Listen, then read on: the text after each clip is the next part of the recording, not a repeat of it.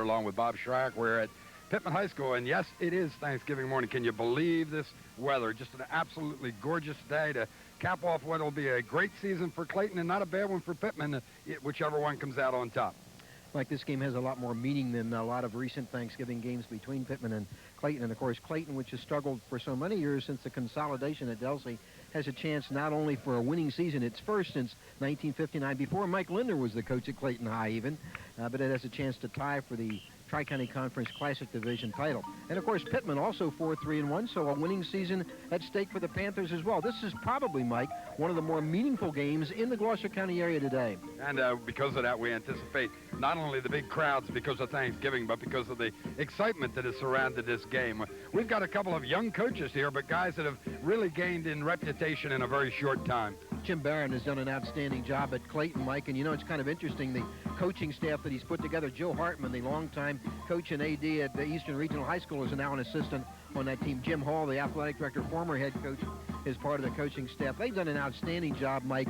You know, you live in Clayton. The numbers are never there. Clayton, the smallest public high school in the state of New Jersey. I think they've developed a new winning tradition at Clayton. They've done a great job. Same thing with Bob Reddig here at Pittman. I've gotten to know Bob pretty well, and he's an enthusiastic young guy with an equally enthusiastic young coaching staff, and I think both of these programs are heading in the right direction behind some outstanding young coaches. And on the personnel side, halfbacks seem to be the story, running backs for both teams, and there's a big story on either side today. On the Clayton side, a young man who has already 25 touchdowns in his 2 seasons and looking for more. On the other side, a young man who isn't going to play. Young man who's not going to play is John Weisburn. He's a sophomore, Mike. We saw him early in the season against Clearview. He impressed us, 170 yards rushing against Clearview in that football game. A workhorse. He likes the ball like Gus Hodgson of Gloucester High. Weisburn, injured in the Pensgrove game, is not expected to play today. He talked to Jim Barron last night, said he'd like to play, but, to Reddig, but Reddig indicated he does not think he'll play him. And, of course, the other halfback you're talking about is Rob Marshall of Clayton High. Mike, he's going to be a great football player, only a junior. 1,369 rushing yards this season, and 13 of those 25 touchdowns you're talking about coming in. He's a legitimate player.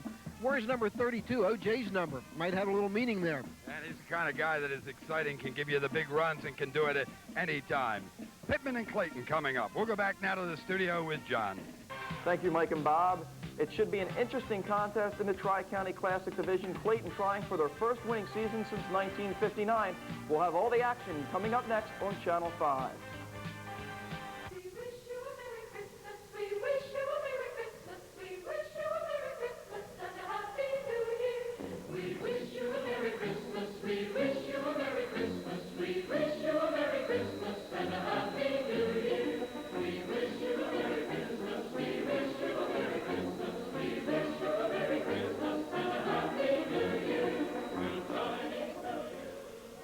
Happy holidays from all of your friends at Heritage's Dairy Stores.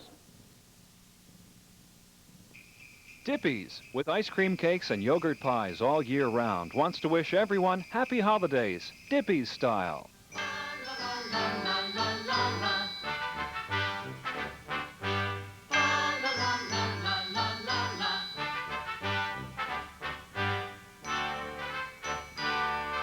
When you do your holiday visiting, don't go empty-handed.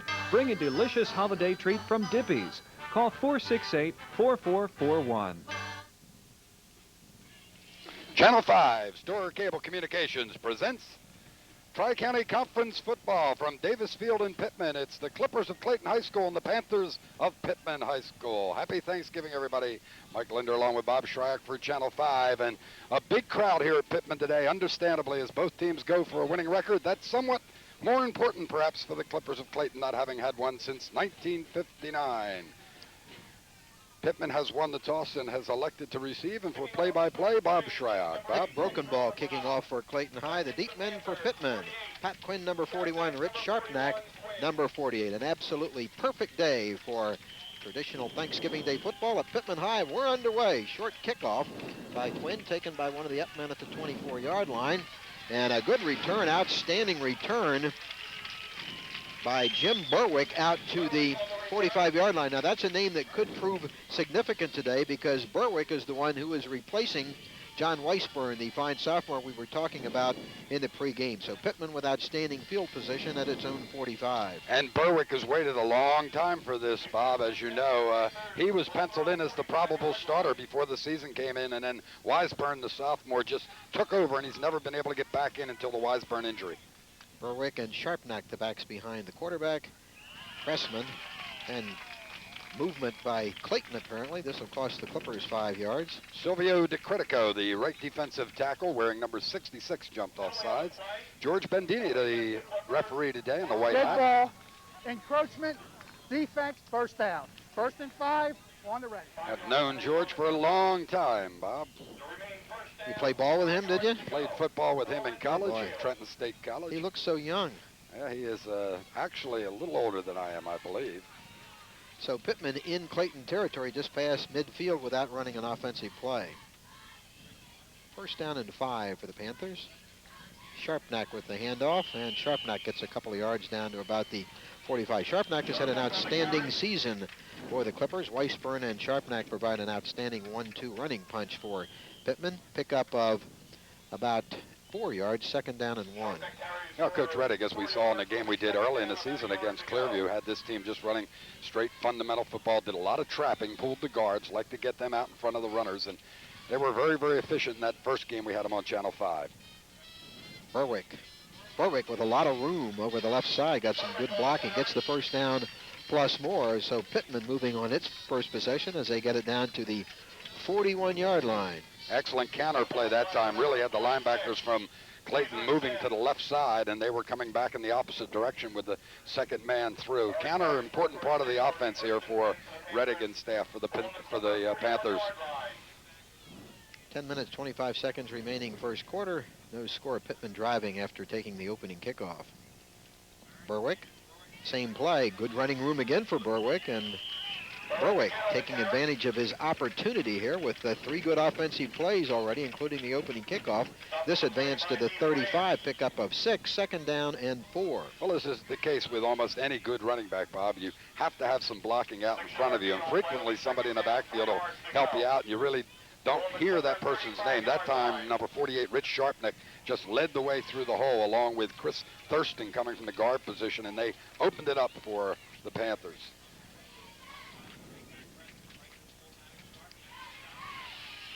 Berwick with the carry.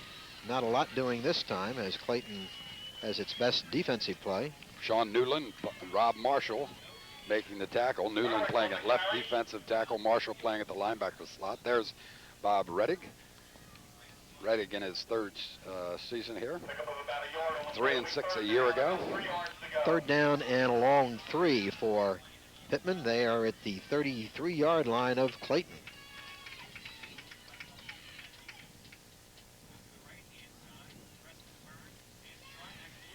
Sharpnack with the carry. He has the 1st down. So Pittman with an impressive opening drive here. Well, at that time, Bob, it might have been an audible at the line of scrimmage. The Clippers went to the wide defensive line alignment and brought 2 linebackers to the middle, and the quarterback, Cressman, saw that, and I think he may have checked off there and brought Sharpnack right up the middle to take advantage of that defensive adjustment made by the Clippers.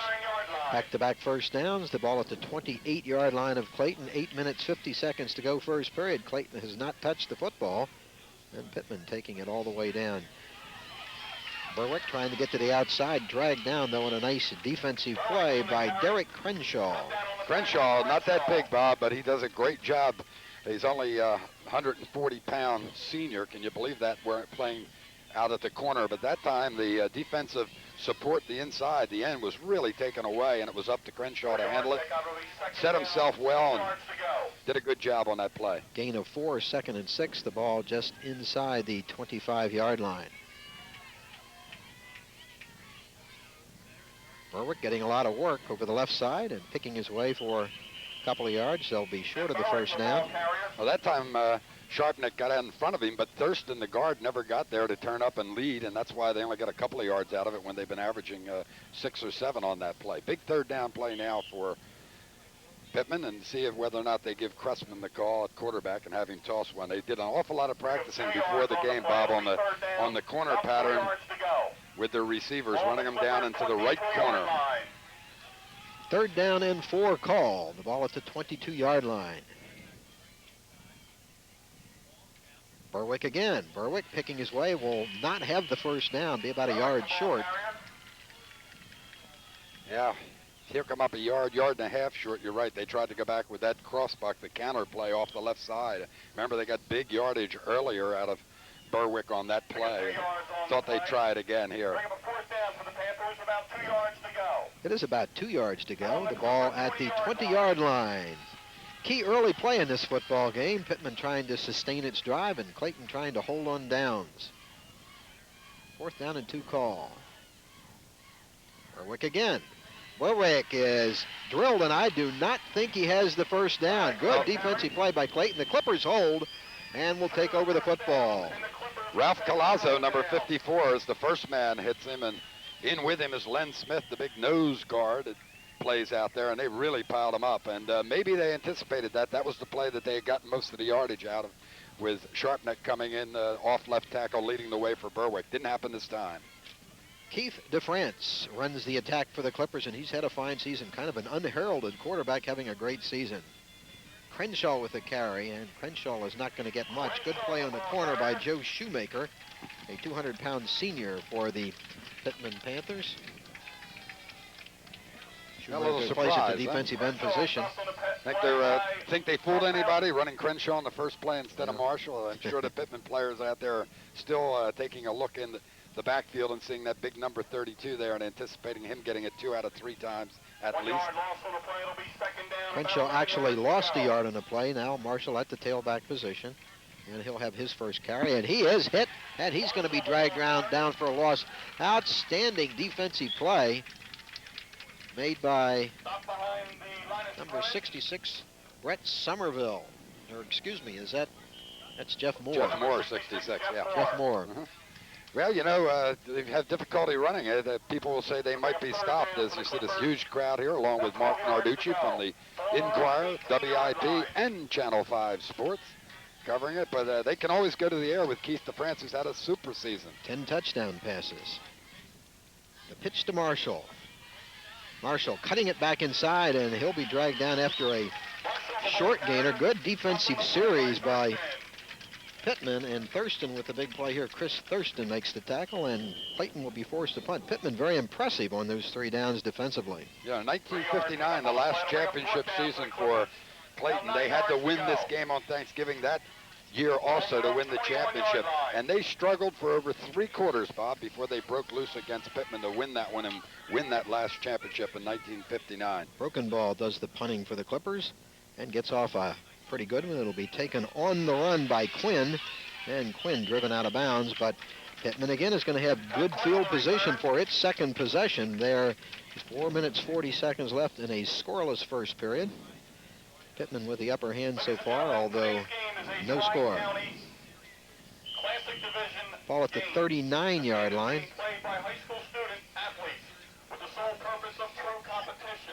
In the spirit of that competition, only good sportsmanship by everyone will be tolerated. No one will be allowed on the field at halftime or after the game. Thank you. 1st and 10 for the Panthers, a ball at the 39-yard line. And Sharpneck has some pretty good yards. Nothing fancy, Bob, at all. We didn't anticipate seeing anything fancy from Pittman. They're just going straight ahead at him and getting off the ball, and with that initial charge, really handling the up front men. Barron on the sidelines there certainly doesn't like the way his defensive line is being handled.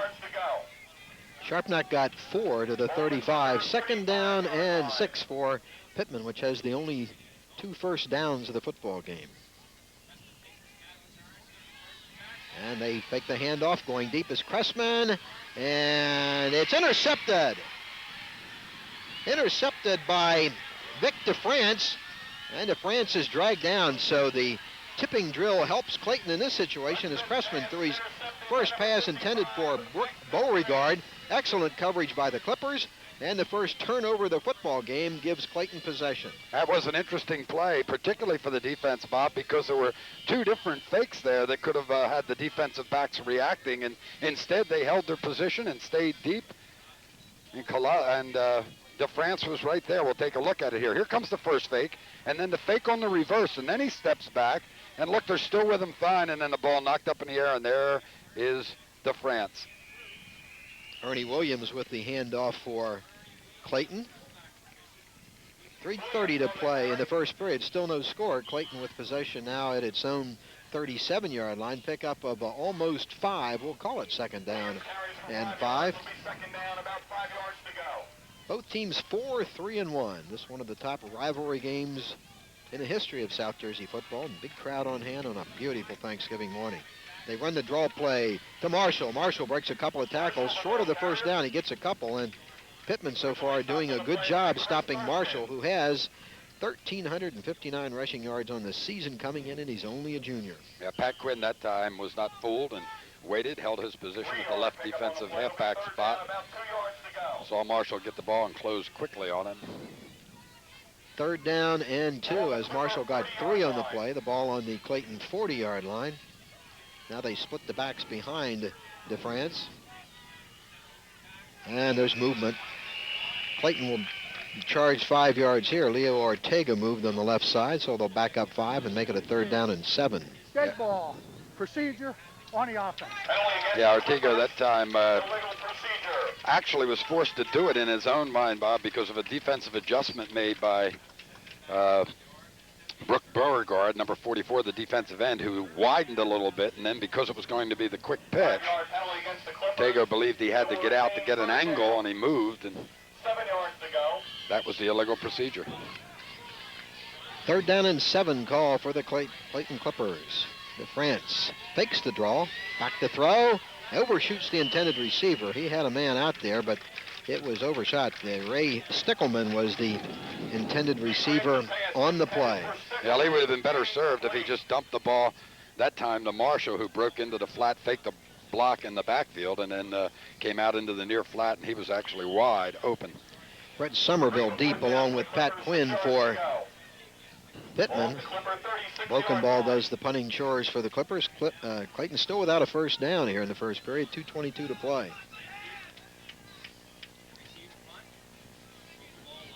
Good punt again. Taken at the 37, and some room for Somerville. Trying to get to the outside, cuts it back in, and it's finally dropped by Scott Estrava. And I think they thought he was going to fair catch that ball, Mike. Yeah, well, here's what happened. Rob Marshall was leading the way downfield, Bob, and as the punt occurred and he heard it, he turned his head back towards the punt to check where the ball was in the air. And by the time he turned around, the way Somerville was standing there, he assumed that he had called the fair catch and therefore just stood there and let him run away from him. That made a difference of about 20 yards. Somerville gets it inside Clayton territory again at the 48-yard line. Minute 50 to play first period. There's that replay, Mike. Yeah, see, Marshall was there, and he just said, I better not hit him. Pittman back to throw. Running the football, and he'll be hammered out of bounds. The defensive play made by Ernie Williams. Hammered is the word, no question about that. Ernie Williams, great story, Bob. He's the man that everybody figures made the difference in the biggest victory they had all year, and that was against Gloucester when he made the huge tackle on the 2-yard line on the last play of the game against Hodson to keep him from scoring and maintain that victory for the Clippers. And you take a look at him, and not much size there, is there? 160 pounds, and he took on Hodson and took him on and took him down and backwards. Cressman lost a yard to the 49. Second down and 11. Quinn was the motion man, and good play on the corner. Quinn battling for a yard or two, but outstanding defensive play again by the Clippers. A lot of help on the corner for Keenan Colburn. Yeah, DeCredico and Collazo, who, although they do not get credit for the tackle, actually forced that play to the outside in order to have Pittman gain but 1 yard. Both of them making penetration from the defensive line and slowing that play up. Third down and 10. Good place. Beauregard, number 44, the favorite receiver all season long of Brian Cressman. Good place for a screen, Bob. Third and 10 call. Ball at the 48. Cressman to throw. Going deep. And he overshoots the intended receiver Mike Wright. Boy, you talk about crowded. There were 4 of the Pittman receivers all within a circle of 10 yards at the most, and that's going to bring a lot of defenders there, too, and make it very difficult for a quarterback to throw. Wayne Marshall, the new athletic director at Pittman High, replacing the legendary Joe Lang. Marshall, of course, is also the wrestling coach at Pittman High. Done a great job there, hasn't he? Outside. Beauregard does the punting for Pittman. And does it well. Crenshaw, broken ball deep for the Clippers. Good punt. Fair catch called at the 15-yard line by broken ball. That's where Clayton will take over with 46 seconds to play in the first period. Still no score. Pittman has 2 first downs. Clayton has none, so the defenses have prevailed thus far. Looking around the stands, there is a good crowd here, Mike, and of course many of them lining the field, standing to watch this football game. And there's Jim Barron, the Clayton coach. People still walking to get here and get into the ball game. Clayton's still trying to get its offense on track. No first downs here in the period. Marshall. And Marshall, not much again. They are really keying on Marshall here in the first quarter. He might have gotten a yard. I've watched this young guy in around 3 games, Bob, and you see this kind of running from him where there's not much there, and then he'll look like, who is this guy, Marshall, everybody's been talking about. But you give him a seam, you give him that initial hole, and you'll see what everyone has been talking about, because he has that innate sense, once he gets through the line of scrimmage, to make the right moves to break what could be short gains into big plays. He got 2 to the 17, 2nd down and 8. And Marshall again, struggling for his yards, gets it across the 20. That should be the final play of the first period. 5 seconds, 4. Marshall gets it out to the 20. It's going to be a 3rd down and 5. That'll do it for the first quarter from Pittman High. Thanksgiving Day football on Channel 5. We'll be back with the second quarter right after this.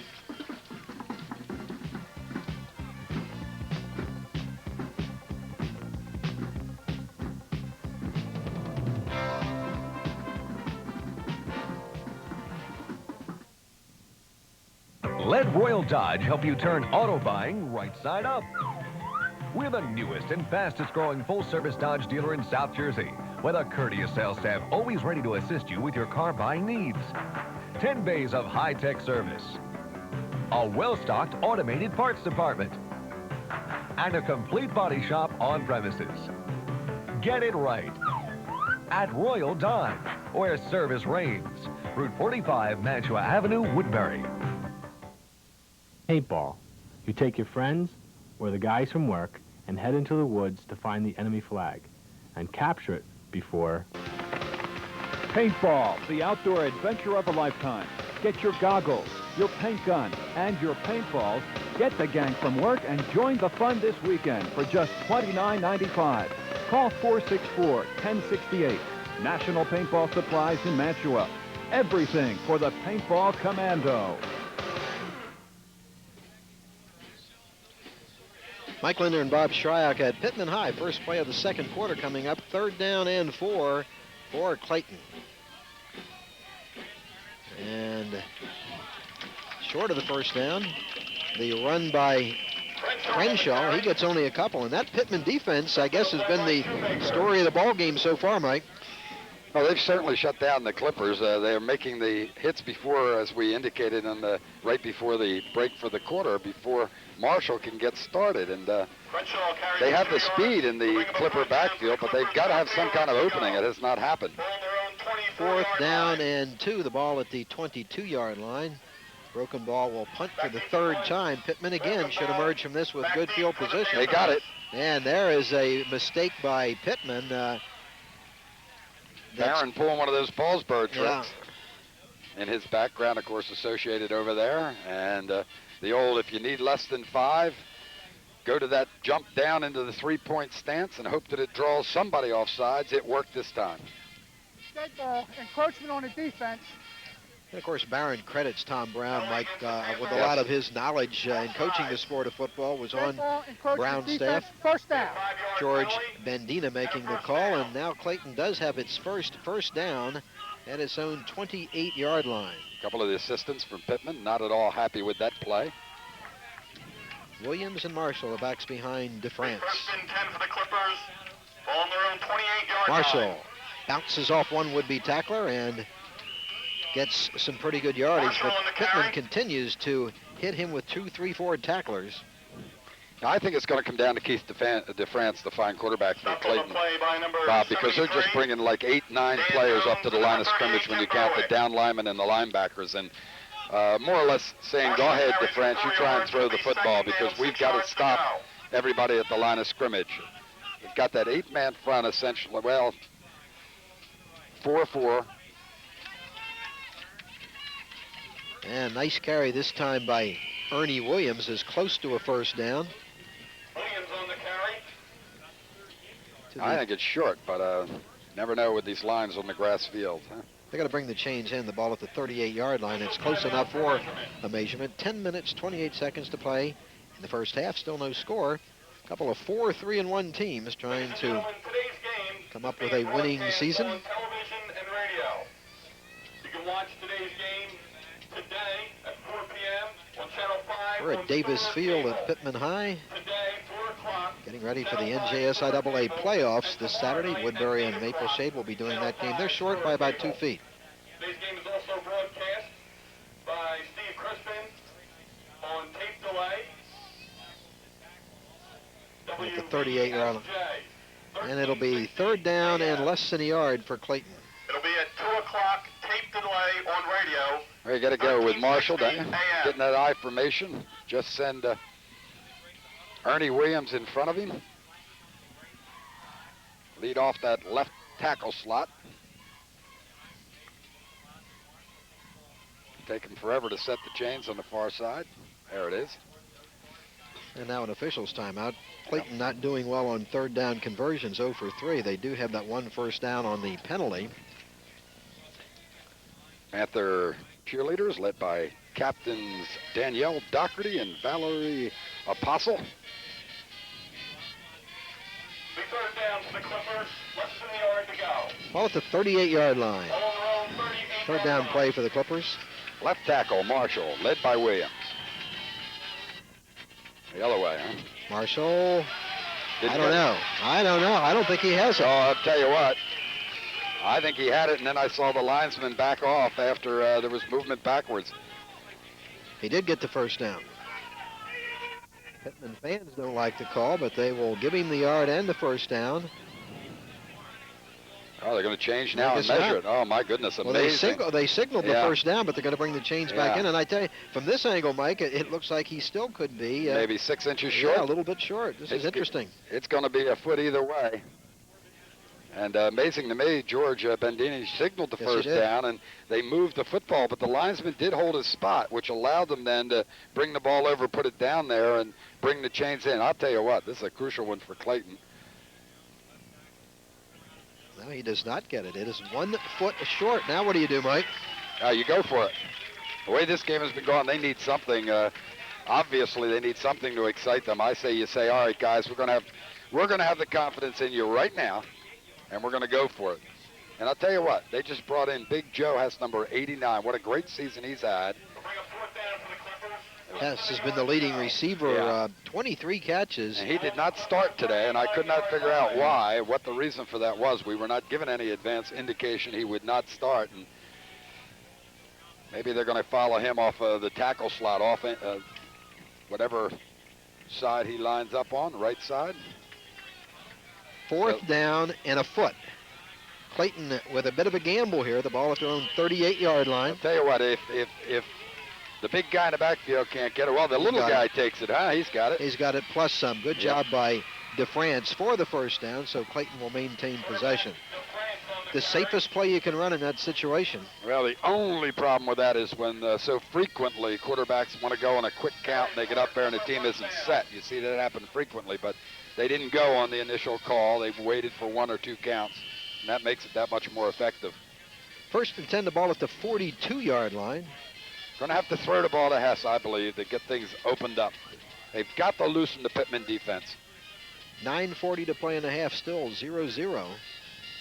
DeFrance, quick out to broken ball. It's a trick play, and Hess is right there for the catch. They get another first down. DeFrance to broken ball to Hess, his 24th catch of the season. Mike, he is averaging over 20 yards per catch. He's had quite a season, 7 touchdowns among his now 24 receptions.